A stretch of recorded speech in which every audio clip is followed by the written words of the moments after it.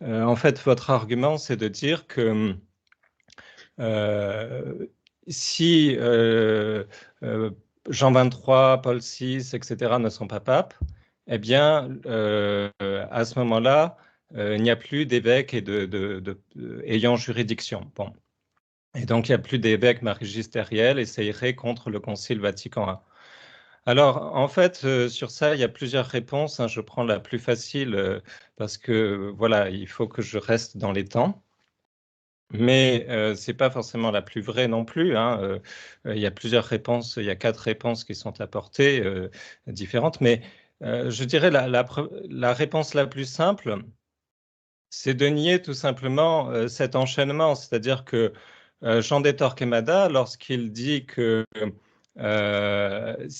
s'il y avait un pape hérétique au fort interne, eh bien, il ne serait pas pape.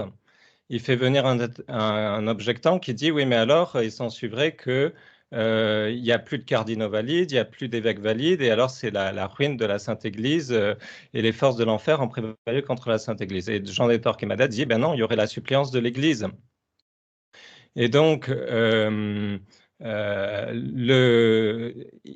y a quelque chose qui s'appelle la suppléance de l'Église. Par exemple, le canon 209 en parle.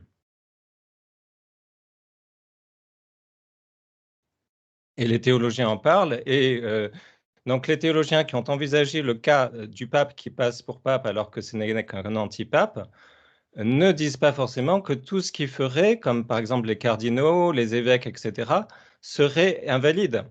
Donc, en fait, ça sera à vous de prouver là-dedans qu'il n'y a plus d'évêque magistériel. Si vous voulez prouver que le siège n'est pas vacant, eh bien, c'est à vous de prouver que le fait de dire que Jean-Paul II n'est pas pape, etc., ça conduit forcément à dire que, eh bien, il n'y a plus de cardinaux, il n'y a plus d'évêques, il n'y a plus rien. Voilà. Donc, c'est pour ça que, alors, si vous voulez répondre sur ça, hein, Oui, c'est pas exactement ce que je dis. Je dis pas il y a plus d'évêques, parce que je suis bien conscient que les aidés-vacantistes ont leur propre évêque aujourd'hui, qu'il y en a quelques-uns en tout cas dans le monde. Ce que je dis, c'est qu'il n'y a plus d'évêques possédant les pouvoirs de magistère et de juridiction susceptibles de gouverner les fidèles. Parce que les pouvoirs de magistère et de juridiction ne parviennent aux évêques qu'à travers le pontife romain. C'était la prémisse 1 de mon argument. Et oui, cette prémisse mais 1 est enseignée par Pie XII explicitement. oui, Euh, oui, mais alors je réponds sur ça. Euh, Ça, certes, la juridiction parvient par le pape, on est bien d'accord. Mais d'abord, en temps de vacances, bon, ben, la juridiction, elle est pérenne dans les évêques, on est d'accord, donc elle continue à parvenir, hein. Alors, si on veut répondre plus précisément, puisque vous voulez que ça vienne du pape, prenons le canon 209 qui a été fait par le pape. Le canon 209, il dit qu'en cas d'erreur commune, ou de doute positif probable, l'Église supplée tant au fort interne qu'au fort externe. Donc, il y aurait, si vous voulez, la suppléance du canon 209 de l'Église, puisque là, on serait dans un cas d'erreur commune. Donc, on retombe sur ce que dit Jean de Torquemada, qu'il y aurait suppléance de l'Église. C'est non seulement Jean de Torquemada, mais beaucoup d'auteurs, Saint Antonin de Florence, etc. Donc, ça se fait avec le canon 209, qui est un canon qui vient de l'Église, du pape. Si je comprends bien, pour rejeter l'argument que je viens de présenter, vous contestez la prémisse 1 telle qu'elle est formulée et vous soutenez que, de manière générale, c'est vrai que la juridiction, les pouvoirs de magistère et de juridiction ne parviennent aux évêques qu'à travers le pontife romain de façon ordinaire, mais qu'il peut y avoir des exceptions et du coup, il y aurait une juridiction de suppléance. En gros, c'est ça votre position. Voilà, qui vient du pape, hein. Elle vient du pape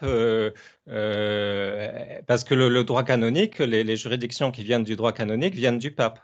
Et il ne peut pas y Et avoir de juridiction de suppléance s'il n'y a pas de pape. Il faut qu'il y ait un pape. ah ben si, Euh, ah non, non, non, non, non, non, non, non, je regrette, le canon 209 s'applique aussi en temps de vacances. Quand oui, mais l'Église dit qu'elle supplée en cas d'erreur commune, elle supplée aussi en temps de vacances, hein. est-ce que vous êtes d'accord qu'il ne peut pas y avoir des exceptions à des choses qui sont de droit divin? On peut distinguer le droit ecclésiastique et le droit divin. Il peut y avoir une Oui, suppléance pour non, ce qui est je le droit suis tout à fait ecclésiastique. d'accord avec vous. Je suis tout à fait Ok, d'accord avec bon, vous. eh ben, sauf que là, si je vais vous remontrer la citation de Pie XII que j'avais citée, et là, il parle très clairement de droit divin. Il dit que la juridiction ne parvient aux évêques que par le droit divin. Est-ce que vous voyez l'écran? Le pouvoir qui est conféré directement au souverain pontife par le droit divin, oui, Par le d'accord. droit divin.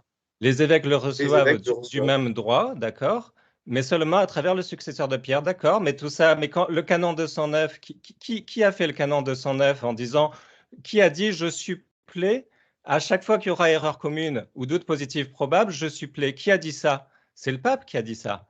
C'est Benoît XV, je crois, qui a promulgué le code de 1917. Hein. Et donc c'est le pape qui donne dans ce cas-là. On est bien d'accord, oui.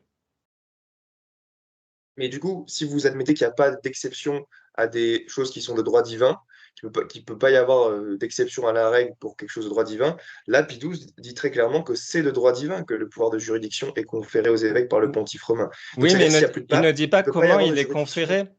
Il ne dit pas comment il est conféré. Il n'exclut pas que ça peut l'être en vertu du canon 209.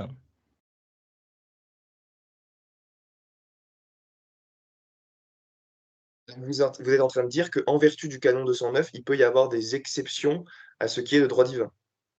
Non, non, je ne suis pas en train de dire ça. Je dis qu'en vertu du canon 209, il peut y avoir des exceptions par rapport au droit ecclésiastique, mais que ça ne fait pas une exception par rapport au droit divin, parce que le canon 209 a été fait par le souverain pontife, et donc c'est de lui que vient la juridiction. Et le pape dit, à chaque fois qu'il y aura une erreur commune, je supplée la juridiction, donc je la donne quand même. Donc c'est bien lui qui donne la juridiction.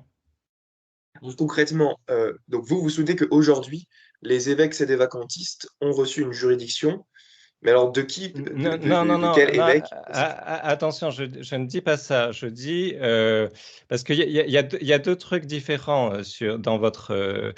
Mais c'est surtout, vous avez axé les choses sur sur le magistère. Donc, je ne dis pas que les évêques sédévacantistes font partie du magistère. Je ne dis pas ça. Je dis juste que vous dites toutes les nominations faites par Jean XXIII sont invalides s'il n'est pas pape.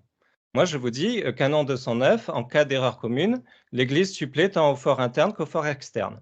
Donc, Jean XXIII, tout le monde a reconnu Jean XXIII comme pape. Donc, pourquoi n'y aurait-il pas eu une suppléance de juridiction? Ça, c'est à vous de prouver qu'il n'y a pas eu suppléance de juridiction. Je dirais qu'il ne peut pas y avoir de suppléance ou d'exception pour ce qui est les choses qui relèvent du droit divin. Donc, Mais il n'y a pas d'exception par rapport au droit divin, puisque le droit divin dit il faut que ça vienne du pape, mais le canon 209 vient du pape, et la juridiction communiquée par le canon 209 vient du pape.